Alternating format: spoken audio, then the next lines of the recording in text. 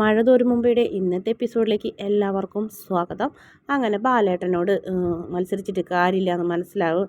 അങ്ങനെ ഗംഗേട്ടൻ പറയണ്, ഞാൻ പോകണ്, മതി, ഇനിയൊന്നും പറഞ്ഞിട്ട് കാര്യമില്ലല്ലോ, അതുകൊണ്ട് പോകണ്, യാത്ര പറയാൻ വന്നതെന്ന് പറഞ്ഞപ്പോൾ ശരി അങ്ങനെ ആയിക്കോട്ടെ എന്ന് പറയും. എന്നിട്ട് പറയും, അതെ, ബ്രേക്ക്ഫാസ്റ്റ് കഴിച്ചിട്ട് പോയാൽ മതി, പെങ്ങളുടെ മോളല്ലേ ഉണ്ടാക്കി വെച്ചേക്കണത്, അത് മറക്കണ്ട എന്ന് പറയും. ഗംഗേട്ടൻ ഒന്നും മിണ്ടാണ്ട് താഴത്തേക്ക് ഇറങ്ങി വരും. ആ സമയത്ത് അലീന എല്ലാവർക്കും ബ്രേക്ക്ഫാസ്റ്റൊക്കെ റെഡിയാക്കി വെച്ചിട്ടുണ്ടാവും. അപ്പോൾ മനു ഗംഗേട്ടനെ കാണുമ്പോൾ ചാടി എന്നെ ചോദിക്കും, എന്തായി വലിച്ച അങ്കിൾ എന്ത് പറഞ്ഞതെന്ന് വെച്ചപ്പോൾ ഒരു രക്ഷയിലടാ, പാകം നിന്ന് കത്തണമെന്ന് പറയും. കുറ്റം പറഞ്ഞിട്ട് കാര്യമില്ല, അത് മധുരമുള്ള ചതിയല്ലേ നമ്മൾ ചെയ്തത്, മനഃപൂർവ്വമല്ലേ, അല്ലാണ്ട് അറിയാണ്ട് ചെയ്തതല്ലല്ലോ എന്ന് പറയും. അതും പറയാൻ പറ്റില്ലല്ലോ ബാലചന്ദ്രനോട് എന്ന് പറയും. ഇനി എന്ത് ചെയ്യും നമ്മൾ എന്ന് ചോദിക്കും. ആകെ ഒരു വഴിയുള്ളൂ, വൈജയന്തി അയണം, എന്നുവെച്ചാൽ അവൾ ബാലചന്ദ്രൻ്റെ കാല് പിടിച്ച് മാപ്പ് പറയേ, അല്ലെങ്കിൽ ഒത്തുതീർപ്പാക്കേ, സ്വരച്ചേർച്ചയോടെ ജീവിക്കേ, അഹങ്കാരം കളഞ്ഞ് ജീവിക്കേ, അങ്ങനെയൊക്കെ ചെയ്യുമ്പോൾ ബാലചന്ദ്രൻ്റെ മനസ്സ് മാറിയിരിക്കും എന്ന് പറയും. ആര്? ആൻറ്റിയ. ഒരു എള്ളിടാനുള്ള വഴി പോലും ആൻറ്റി കൊടുക്കൂല, എന്നിട്ടല്ലേ അക്കാര്യം ചിന്തിക്കേ വേണ്ടെന്ന് പറയും. പിന്നെ ആകെ ഒരു രക്ഷ അലീന വൈജയന്തി ആൻറ്റിയുടെ മകളാണെന്ന് ആൻറ്റി അറിയണം എന്ന് പറയും.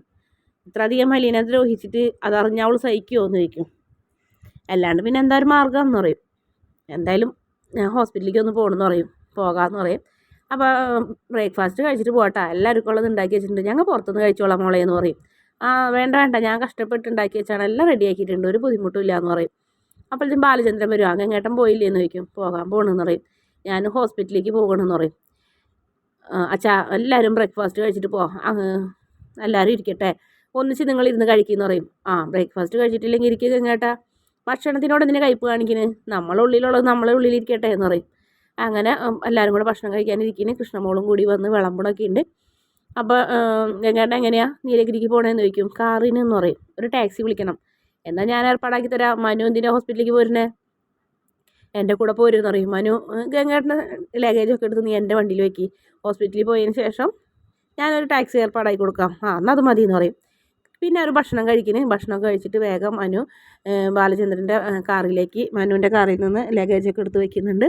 എന്നിട്ട് പോകാൻ നോക്കണം. അപ്പോൾ ബാലചന്ദ്രൻ അലീനോട് പറയുന്നുണ്ട്, മോളെ അങ്കിൾ പോട്ടെ, മോളെ കയ്യിൽ അങ്കിളുടെ നമ്പറില്ലേ, എന്താവശ്യം ഉണ്ടെങ്കിലും വിളിക്കണം എന്ന് പറയും. എന്ന് പറയും. കൃഷ്ണമോൾക്കും ടാറ്റയും ഒക്കെ കൊടുത്ത് രണ്ടുപേരും എല്ലാവരും കൂടെ ഒരു യാത്രയാണ്.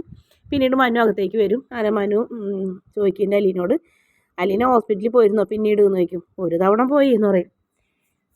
പറയും, ഗംഗ ഈ അങ്കിള് നല്ലൊരു അങ്കിളല്ലേ, മാസമാണെന്ന് പറയും. അതെ, അങ്കിള് വന്നില്ലായിരുന്നെങ്കിൽ, അങ്കിള് വന്നത് കൊണ്ടല്ലേ ഇപ്പം എല്ലാം കലങ്ങി തെളിഞ്ഞ്, വെളിച്ചം വന്നത് കൊണ്ടല്ലേ എല്ലാം കലങ്ങി തെളിഞ്ഞെന്ന് പറയും. അതെ, അവരെന്നെ തട്ടിക്കൊണ്ടുപോയത് എന്തിനാ മനുവേട്ടാ, കൊല്ലാനായിരുന്നോ എന്ന് ചോദിക്കും. അതൊക്കെ കഴിഞ്ഞില്ലേ, ഇനി അതൊന്നും പറയണ്ടെന്ന് പറയും. എന്നിട്ട് പറയും, ഹോസ്പിറ്റലിൽ പോയ കാര്യം പറയാൻ പറയും. എന്ത് പറയാൻ, എന്നെ റൂമിൽ നിർത്തണ്ടെന്ന് നഴ്സുമാരോട് പറഞ്ഞ്. എന്നിട്ട് അലീന എന്ത് ചെയ്തു, ഞാൻ പുറത്ത് നിന്നെന്ന് പറയും. പുറത്ത് നിന്നിട്ട് നിനക്ക് അങ്ങോട്ട് പോരായിരുന്നില്ലേന്ന് ചോദിക്കും. സുലോചന എൻ്റെ വീട്ടിൽ പോയേക്കല്ലേ, വരുന്നത് വരെ നിൽക്കാണ്ട് നിവർത്തിയില്ലല്ലോ, അങ്ങനെ നിന്നെന്ന് പറയും. കഷ്ടം, എന്തൊരു ജന്മണാവും ഇതിൻ്റെ എന്ന് പറയും. എന്നിട്ട് പറയും, ഞാൻ അറിയരുതെന്നാ, എന്തായാലും ഇപ്പം എല്ലാവരും അറിഞ്ഞില്ലേ എന്ന് പറയും. 3-4 പേരെങ്കിലും പറഞ്ഞില്ലേ എന്ന് പറയും. ആരോടും നീ പറഞ്ഞിട്ടല്ലല്ലോ, ഒരു ഫോൺ റെക്കോർഡ് വഴി അങ്കിൾ അറിഞ്ഞ്, അങ്ങനെ ഓരോരുത്തരായിട്ട് അറിഞ്ഞെന്ന് പറയും. ഞാൻ അറിയരുതെന്ന് ആഗ്രഹിച്ച എല്ലാവരും അറിഞ്ഞു, ഞാൻ അറിയണമെന്ന് ആഗ്രഹിച്ച ഒരാൾ മാത്രം എന്നെ തിരിച്ചറിഞ്ഞിട്ടില്ല. പലവട്ടം ഞാൻ പറഞ്ഞിട്ടുണ്ടായതാ, എൻ്റെ മോളെപ്പോലെ കാണണം, എൻ്റെ മോളെപ്പോലെ സ്നേഹിക്കണമെന്ന്. അച്ഛനോടും ഞാൻ പറഞ്ഞിട്ടുണ്ടായിരുന്നു, എൻ്റെ മനസ്സിൽ അച്ഛൻ്റെ സ്ഥാനമാണെന്ന്.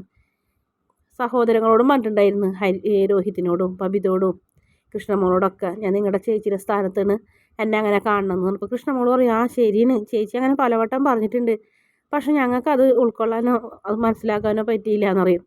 എനിക്ക് മനസ്സിലായി അച്ഛന് ഇവളോടെല്ലാം പറഞ്ഞിട്ടുണ്ടെന്ന്. ഇവളുടെ പ്രത്യേകമുള്ള സ്നേഹം കണ്ടപ്പോൾ ഞാൻ അപ്പുറത്തൊക്കെ നിന്ന് മാറി കരയാറുണ്ട്. പിന്നെ ഞാൻ ആലോചിച്ച് ഇഷ്ടം പോലെ സ്നേഹിക്കട്ടെ എന്ന്. അങ്ങനെ എനിക്കും ഒരു സ്നേഹം കിട്ടിയിട്ടില്ലല്ലോ അനിയത്തിരെ എന്ന് പറയും. നമ്മൾ സോറി ചേച്ചി, അച്ഛൻ പറഞ്ഞതിനോട് പറയരുതെന്ന്, അതുകൊണ്ട് ഞാൻ പറയാണ്ടിരുന്നേന്ന് പറയും. സാരില്ല എന്ന് പറയും. അപ്പോൾ മനു പറയുന്നുണ്ട്, ഞാൻ മാത്രമാണല്ലേ പൊട്ടനായത് എന്ന് പറയും. എന്നോട് ഏറ്റവും ആദ്യം പറയേണ്ടതായിരുന്നു, നിന്നെ ഞാനല്ലേ കൊണ്ടുവന്നത്, നിൻ്റെ കൂടെ കട്ടയ്ക്ക് നിന്നത് ഞാനല്ലേ എന്ന് പറയും.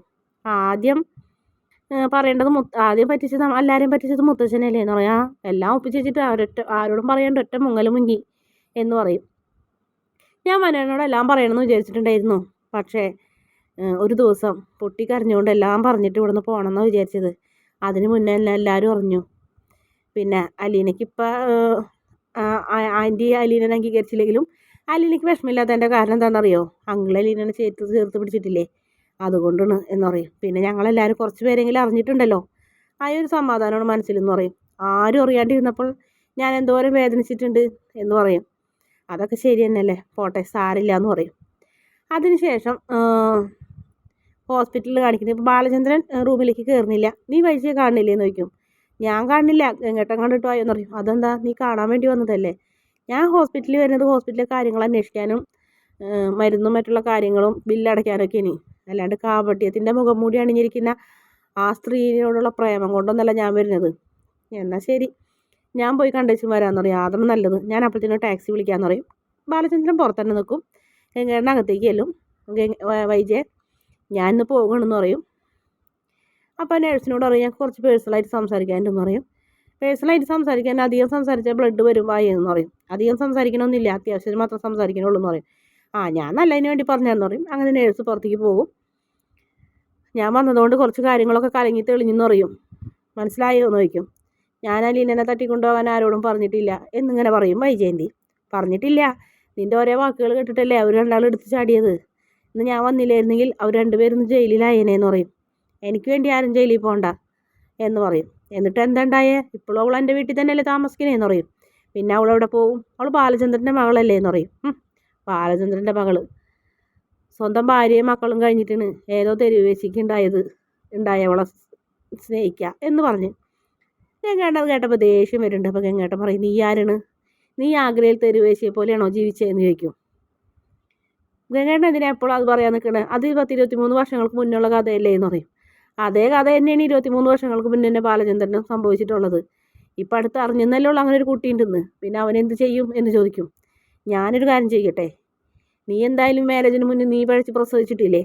ആ കുഞ്ഞ് നിൻ്റെ അടുത്തേക്ക് വന്ന് അമ്മേ ഞാനാണെന്ന് പറഞ്ഞാൽ നീ ആ കുട്ടീനെ ചൂലെടുത്തടിച്ച് ഓടിക്കുമോ എന്ന് ചോദിക്കും. പറയ്, നിനക്കൊരു പെൺകുഞ്ഞുണ്ടായതല്ലേ, നീ അതിനടിച്ചിറക്കുമോ എന്ന് ചോദിക്കും.